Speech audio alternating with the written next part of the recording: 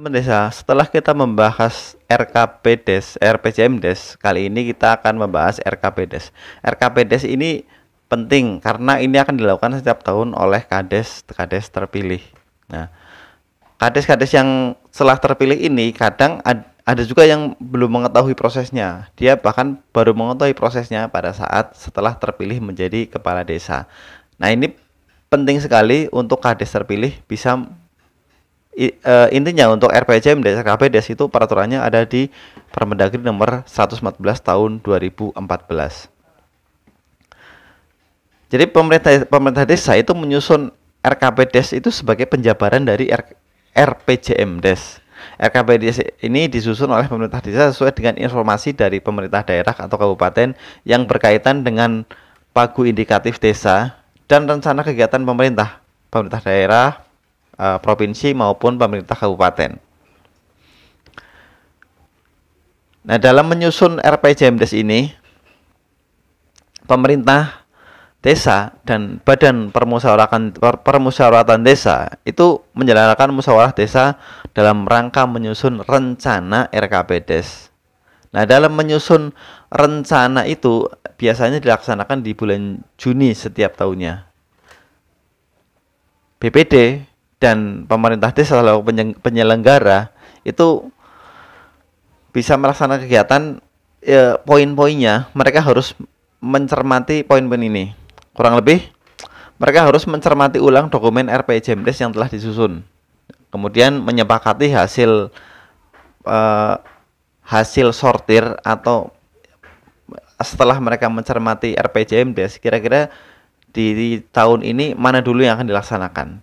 Di RPJMdes juga sebenarnya sudah menyebutkan gitu. Tahun ini dilaksanakan ini, tahun sampai tahun ke-6 gitu. Tapi biasanya ada hal-hal yang bisa menggeser perencanaan itu. Nah, itu perlu dicermati oleh BPD dan pemerintah desa. Diusahakan itu membentuk tim verifikasi sesuai dengan jenis kegiatan yang dibutuhkan. Kan ada 4 bidang itu, sekarang 5 bidang plus penanggulangan bencana.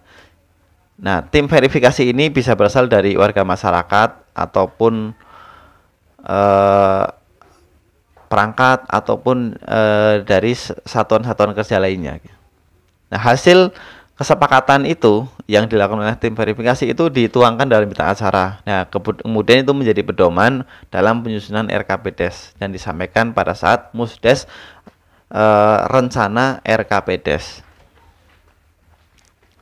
Nah, lalu setelah itu dalam Musdes rencana sebelum Musdes rencana sebaiknya ditentukan dulu untuk membentuk tim penyusun RKPDes sehingga nanti pada saat pelaksanaan Musdes tidak berulang-ulang lagi.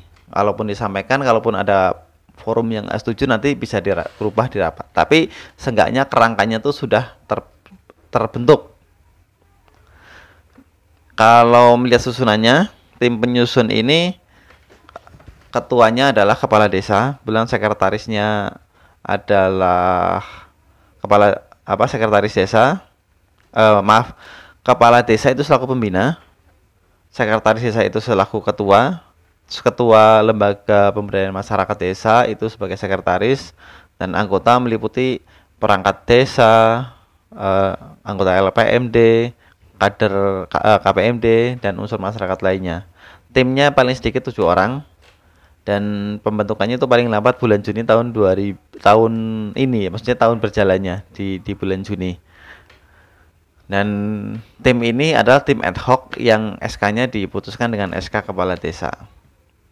Tim penyusun RKPDes itu melaksanakan kegiatan kurang lebih sebagai berikut. Mereka mencermati pagu-pagu yang ada di RPJMdes, terus menelaah ulang RPJMdes, terus menyusun rancangan RKPDes dan menyusun daftar usulan RKPDes. Nah, daftar usulan ini didapat pada saat Musdes rencana RKPDes gitu.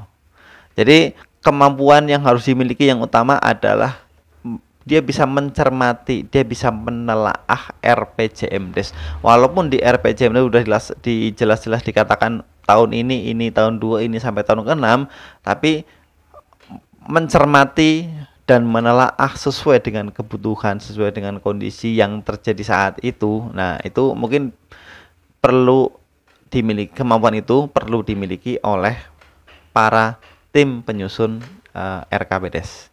Nah, bagaimana penyusunan RKPDes di desa kalian? Jika ada yang menarik, silahkan komen di bawah.